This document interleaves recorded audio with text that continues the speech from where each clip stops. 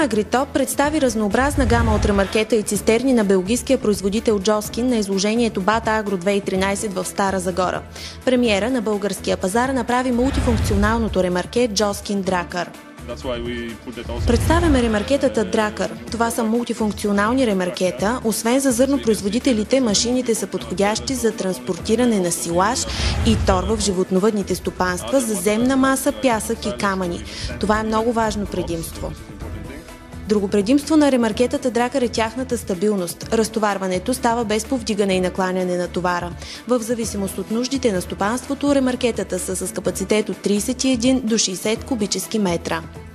На Бата Агро фирма Агритоп показа и ремаркета за сухоборски тор Джоскин, които се използват за директно разпръскване върху повърхността на почвата. Богатото портфолио включва тороразпръскващи ремаркета с капацитет от 8 до 20 тона. Всички ремаркета за разпръскване на сух тор Джоскин са галванизирани и това е голямото ни предимство пред конкурентите. Галванизирането гарантира дълъг живот на всяко ремарке от поне 20 години. Огънатите спирали в задната част на ремаркетата Джоскин осигуряват интензивно разпръскване на тура на голямо разстояние, а шнековете са оборудвани така, че да не се натрупва материал между тях. Акцент в представянето на Джоскин на Бата Агро беше поставен и на цистерните за течен тор, оборудвани с торовнасящ култиватор за течен тор, който внася тура директно под повърхността на почвата. Знаете, че според регламентите на Европейския съюз бяха въведени ограничения при подхранването на почвата с течен тор заради миризмата и загубата на амоняк. В Западна Европа наторяването вече не става над почвата, а директно в нея.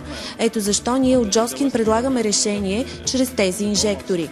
Представяме ги на българския пазар и по всичко личи, че тези системи ще стават все по-популярни сред българските земеделци. От Джоскин оценяват високо 9-годишното си партньорство с фирма Агритоп, както и пазара на своите продукти в България. Категорично мога да заявя, че партньорството ни е успешно и това си личи най-вече от постигнатите резултати с фирма Агритоп и положителните оценки на фермерите за нашите продукти.